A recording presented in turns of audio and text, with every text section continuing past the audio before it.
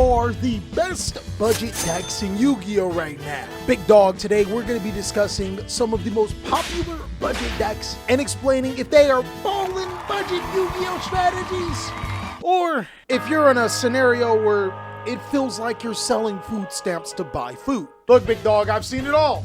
I have seen it all. When you're broke, you see it all. Of course, big dog, whether you're using this tier list to find a new cheap deck to get into, maybe you're just getting into the game yourself, or you're a brokey, you should always have the cheap and best sleeves in the game in Raven Wing. These sleeves, oh my god, are easily the #1 sleeves in the market, and you can buy them by going to TheCaliEffect.com. Not only are you supporting your favorite content creator, you are also getting premium sleeves. So without further ado, let's jump on in.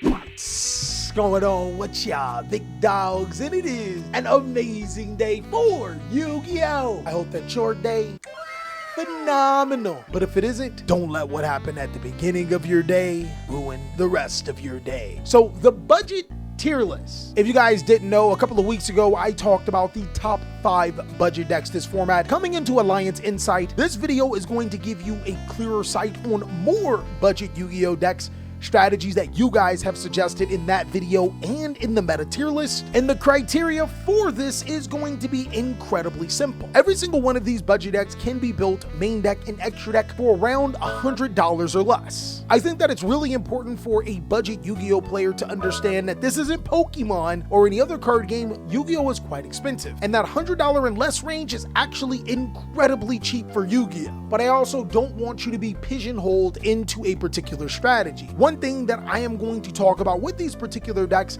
is possible future support if it's likely to happen, and more importantly, is that if you invest more into these Yu-Gi-Oh strategies, do they get better? I think that's really important. Thirdly, and pretty important, is how powerful are these strategies right now into the Yu-Gi-Oh card game. Of course, big dog, it is very important that we talk about that, and our 5 different categories help us. Budget baller, of course, these are the best budget decks in the game. A good price slash deck means the deck is either really good for its price or is just a really good deck. Potential investment Yu-Gi-Oh decks are strategies that I think will get stronger with time. Possibly more support or a new Yu-Gi-Oh meta would definitely serve them. Hard to justify is exactly what it sounds like. It is incredibly hard to justify spending money on these Yu-Gi-Oh decks. And then lastly is selling food stamps to buy food, because that is the logic that you are using with these particular decks. Let's go ahead and start this tier list off with Argostars. We thought that Argostars would be a lot stronger this second coming, and while they are getting more support,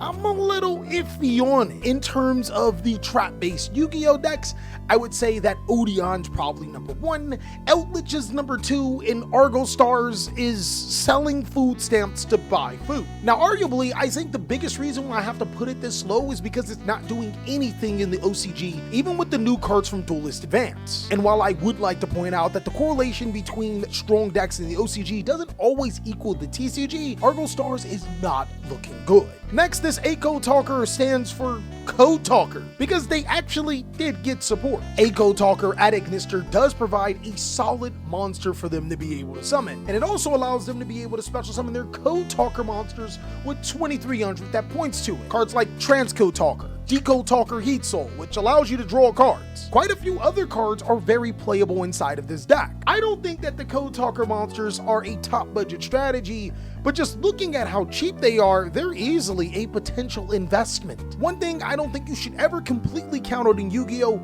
is anime-based archetypes. These particular strategies have a funny way of continuously getting support until they're good at some level. And again, considering how cheap the Code Talker cards are, it's almost a no-brainer to just have them on the side at the very least. Now with Crystron, it might be a little bit of an uproar, because in the top 32 YCS, it was Crystron Horus that made the top cut, and Horus can be a little expensive. Fortunately enough, I've done the research, big dog, and not only does Crystron Pure and Crystron Kashtira do the job, those are all still really budget decks building up to Crystron Horus if you want to play it. Yeah, I'm just gonna go ahead and say it. This is easily one of the best Yu-Gi-Oh decks for what you're getting. A cheap, consistent Yu-Gi-Oh deck that rewards you for playing well. If there was any given time in Yu-Gi-Oh to be a Crystron player, it is right now. This deck is really powerful. And I promise you, no one will make fun of you for playing with crystals this time around. Just don't tell them you play Yu-Gi-Oh! Next is gonna be the Dinomorphias. Big dogs, every time I see this, not only do I think Go Power Rangers, I think dinos, because that's what they are. With a little bit of cyberpunk because of the genetic modification. This deck is so cheap and so strong, I think it's a really good deck for its price. Listen, if we're talking about cheap, powerful Yu-Gi-Oh! Strategies, well, $20 pretty much gets you an entire Dinomorphia deck. And with powerful trap cards at your arsenal like Ferret Flames to be able to get rid of your opponent's entire board, the deck is pretty solid. In actuality, TJ and I made a dual challenge using budget Yu-Gi-Oh! Decks, and this was the one he picked. So go ahead and check out that video, as it was really fun to see this strategy in action. Now, you guys have been waiting on the Dragon Ruler deck profile, and I might keep you waiting. It might go on the TheCaliEffect Clips channel, but I think that Dragon Rulers have so much potential. The new Dragon Ruler support is really good. I don't think good enough to be a meta contending Yu-Gi-Oh! Deck. I think it's a deck that can hold our nostalgic attention, which is kind of weird because it was like World War II with this deck when it was prime. Dragon Rulers. Why am I back here? So many players either don't know what these cards do, which can actually end up in an easy win, or will get PTSD from this deck. I think it is a potential investment. The best thing about Dragon Rulers is that this deck works perfect anytime a wind, fire, earth, or water deck gets more support. Players have already started incorporating the Armed Dragon Thunder cards alongside of Dragon Rulers for their wind attribute and the Tenpai cards for their fire attribute. I think if we get a water dragon deck and an earth dragon deck, this deck would be so much stronger. It's definitely a good pickup. Eldlich is actually insane. Brother man, for the price that you are spending, it feels just like Dinomorphia. $20 gets you a pretty solid Yu-Gi-Oh! Deck. I just so happen to have made a deck profile on that too. I think genuinely Eldlich is a good price for what you're getting. Not a deck that's likely to take you to a YCS top, but when the golden boy gets outside, a lot of players fear him. Now, as you guys already know, in these tier lists, I make sure to read the comments, and if you guys have a particular deck you want me to talk about, I try my best to get it in the appropriate tier list. So go ahead and let us know down below in the comment section, what are some of those decks you want to see? Exodia! This deck is not what I want it to be. I'm genuinely going to put it into hard to justify, and hear me out. I don't think that Exodia is a bad Yu-Gi-Oh! Strategy. In fact, I think it's pretty solid. But the problem here is that it's a stun Yu-Gi-Oh! Deck. For players that are getting into the game, it's not going to really teach you much and actually may hinder you in your development as a player. For players looking to get a new Yu-Gi-Oh! Strategy, this deck may be a little boring in comparison to what you have experienced before. And then for everybody else, this deck is not as strong. I mean, let's face it, it's a secret village of the spellcasters deck in the TCG. You are going to beat unprepared Yu-Gi-Oh! Players and players that you get lucky with, but it is not something that you can consistently rely on to win. Next is Gladiator Beast, which actually suffers from an inverse problem. Gladiator Beast has quite a few combos, and just like how somebody said on my top 5 budget decks, this deck ends on 8 negation. The only problem with that is that these 8 negations require almost your entire hand to use, and the deck loses to like almost anything. You can look at this deck wrong and it could literally be bad for you. Personally, I'm gonna put Gladiator Beast in hard to justify. Not necessarily a bad Yu-Gi-Oh! Deck, I think just recently it topped a regional, so kudos. But learning the play lines for this deck is tantamount to almost learning a top Yu-Gi-Oh! Strategy. And if you're gonna do that, you might as well just play a better Yu-Gi-Oh! Strategy that's gonna find you more success, unless you absolutely love Gladiator Beast, like Boomer Cali.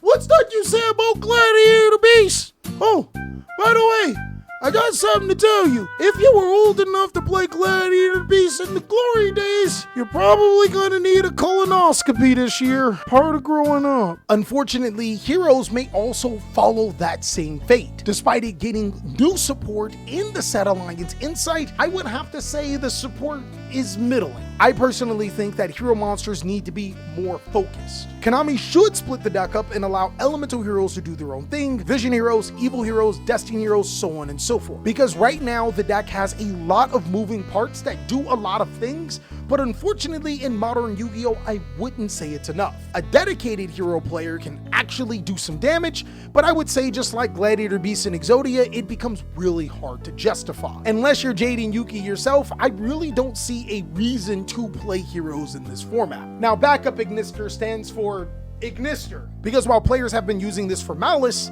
they forgot that Ignister actually is a deck. I think the Ignister deck is almost the same as all of the other Cybers decks we're going to talk about. Pretty freaking strong. And let's keep it a bean, the support that Ignister has received is really good. Both backup Ignister and Wizard Ignister are crazy strong Yu-Gi-Oh cards for Malice. Just imagine what they do for Ignister. And then again, there's that Echo Talker at Ignister monster too, willing its way into the game. I think that this strategy is actually a potential investment. It hasn't necessarily proven itself on any level just yet, but I wouldn't be surprised if the Ignister cards carry on to be really powerful, not only just for themselves, but for other cyber strategies in the future. So yeah, a really good deck, and if you happen to stumble upon Malice, well hey, you got a tier 1 deck. Mermail. You see, the last time I made a budget tier list, Mermails were too expensive. This deck was way off the roof, but we here now. With reprints to cards like Mermail Abyss Pike and Gaios, this deck is now really accessible. The only problem is that I don't think it's one of the best decks in Yu-Gi-Oh anymore, which should bring me to tell you that Konami has been scamming you when it comes to Yu-Gi-Oh strategies being strong in their correlation to price. Probably should make a video about that. Let me know if that's something you want to see. Mermail, as far from a budget perspective though, is one of the best budget decks in the game. While I don't think it's top 5, it's definitely in the 10, and it's not 10 or 9. Mermail is still one of the strongest Yu-Gi-Oh strategies in the game. Despite losing its Omni Negates, it's still powerful enough to win you games. And while I don't think that there will be any support in the future, to be honest with you, it low-key doesn't need any support, other than a generic water Exceed monster. Come on guys, you got us stuck between Ice Snow Dust Giant and the Magic Key Water monster. Can Mermail get their own rank 4? To be real, that card would probably put it over the top though. Blue Eyes White Dragon. This was another Yu-Gi-Oh strategy that I said was not top 5 anymore. But best believe, Blue Eyes players, you're top 10. And you're not 10. I think the value between buying 3 structure deck Blue Eyes and having a pretty competitive Yu-Gi-Oh deck to adding the Primite cards and everything else, which are getting reprints, is a really, really good value. Too good to ignore. And as long as Yu-Gi-Oh players stop acting weird over Made in the White, I think all is good in the world. It's just gonna be crazy when that Dark Magician support come and become the new best budget deck, right? Right? It's not happening. Marincess is a water Cybers Yu-Gi-Oh strategy that's relatively cheap. But I think the real big problem with Marincess is that it's suffering the same problem that Sharks had some years ago. I can't think of a single reason to play Marincess over Mermail or Crystron. I'm gonna put it into hard to justify. The water locking thing was really good because it allowed you to use World Sea Dragon's Atlantis to get rid of your opponent's board. But the problem with that now is that you kind of need those other monsters to be able to pop off. I love how the deck is recursive. I love the new monster that it got, allowing you to look at your opponent's hand and face down cards. The only problem with it is that I don't think that it's strong enough at this second. In my opinion, the format would have to slow down in order to make this justifiable. Purrely is Purrely. This is a pretty powerful Yu-Gi-Oh deck that when you combine it with cards like Black Goat Laughs becomes kind of strong. To be honest with you, I think it's one of those good price / budget decks. Purrely doesn't have a ton that'll wow you in that department, but what it does have is consistency, the ability to play with Fiendsmith cards incredibly well, and like I said, excellent usage of board breakers. And to be honest with you guys, since the Fiendsmith cards are getting reprinted in Rarity Collection 5, which if you didn't know there's a Rarity Collection 5, then boy, I got some cryptocurrency to sell you. That new Cali coin going through the roof, dog. I just gotta make it. Really solid Yu-Gi-Oh decks though. Red Dragon Archfiend. Okay, hear me out guys, hear me out. Red Dragon Archfiend is 3 structure decks like Blue Eyes. And I will admit, if you had both of these structure decks in your face, I would rather pick Red Dragon Archfiend, buddy! Let's go! Let's go! It's so strong! No, it ain't here. It ain't here. It ain't good price. It's above the tier list, big dog. Black Atlas is back! The master of master! Alright, I'm done coping, guys. Red Dragon Archfiend is very hard to justify. Now, there are players that have been having success with Red Dragon Archfiend Centurion. But if I'm going to be so real with you, that's cope. I don't think that that's bad. You just lose to less cards if you're playing pure Centurion. Red Dragon Archfiend unfortunately got shafted. They made the deck far too restrictive and didn't give enough Dark Dragon Synchro monsters. But if we do get more Dark Dragon Synchro monsters, oh boy. Or if we get a field spell that searches the Resonator and can make them non-tuners, oh boy, we cook it. A lot of things can go down for this deck, but right now I would say way too hard to justify. Now, Solomon Great is interesting. With Solomon Great Raging Phoenix coming in Rare Daily Collection 4, the deck is now completely budget. I think that the strategy is powerful. I think that it's really strong. In actuality, I think that it's a potential investment. Solomon Great did get support, I think, 2 years ago. And if we're following a trend, Solomon Great is due for support sometime soon. Also, the next best thing about Solomon Great is that it is an incredibly cheap budget Yu-Gi-Oh deck that can pop off in certain formats. This might be one of them. The deck is immune to Lancia. It's pretty good against Droll and Lockbird. I think solid. Now, I'm not gonna lie, big dogs, that could be a bold take. It could be hard to justify. That could be me just coping for Solomon Great. So let me know down below in the comment section if I'm tripping. But I do think that this is a strong Yu-Gi-Oh deck that can keep up with some of the best decks and can consistently top and win locals, maybe even top regionals at a decent basis. Next is going to be Six Samurai. Big dogs, man, I'm so sorry. I gotta kill your babies every single time. Have you ever bought food stamps from someone that needed food? It is probably the weirdest situation ever because allegedly I'm giving them the money and then you hear somebody like, "Mommy, I'm hungry," and I'm like, I can't do it. At this point in time, I think Sky Strikers are actually hard to justify. It's not that it's a bad Yu-Gi-Oh deck, it's that it's a going second Yu-Gi-Oh deck that doesn't win when going second. If anything, I think we could bump it up to the potential investment, but that's strictly because we actually have an anime of Sky Strikers. And since Yu-Gi-Oh players goon enough, we're almost bound to get more support, so it's a solid investment. Now, I said in my last tier list that Heraldic was trash. I think that pure Heraldic is not as great, but when you start to look at the Ryuge cards and realize that Ryuge Heraldic is kind of cheap, you can legitimately justify this deck. I'm gonna put it in low-key budget bowler. You can make a pure Heraldic Beast deck for really cheap that could do well at locals, but if you start getting smacked around, then just invest the Ryuge cards. And the Ryuge cards allow you to bridge to other decks. If you ask me, that's probably one of the best things that you can get from this deck. Swordsoul. You guys love when I kill my children. It's this, oh my God, this is bad. What is a 2-card combo? What? I gotta summon Moye and have a card in hand? Huh? I think that Swordsoul has just been insanely power crept. We would need support to make this deck better, but now that the lore is over, I don't know if we're gonna get it. I think Tenpai is one of those good price decks. The only thing that I don't like about Tenpai is that Dragon Rulers could potentially do Tenpai better. Dragon Rulers have 2 modes of operation, a deck that can make a board and break a board, and when all else fails, it reverts to Tenpai, while Tenpai is literally just stuck on going second. To be honest, it actually feels like Dragon Ruler should be here, but I'm still experimenting, so I'm not going to give it my full blessing just yet. Big dogs, we talked about Live Twin, and I actually just so happen to have a deck profile demonstrating how this deck is incredibly cheap. Go ahead and check that video out and support the channel. But Live Twin is easily a go-to budget baller Yu-Gi-Oh deck. It's topped the YCS, it's won a regionals, and it's been topping pretty consistently. I think that this deck is solid and is definitely something you can build onto, getting you more expensive cards like Fiendsmith Tract and even your Bit-Steal monsters. This deck is really, really good. I think Voiceless Voice would get into the good deck category. I love that this is one of the more simplistic decks to play in the game, and I also like that you can combine this with other strategies like Ryuge and still be under budget. Ryuge, big dogs, you guys wanted me to talk about them.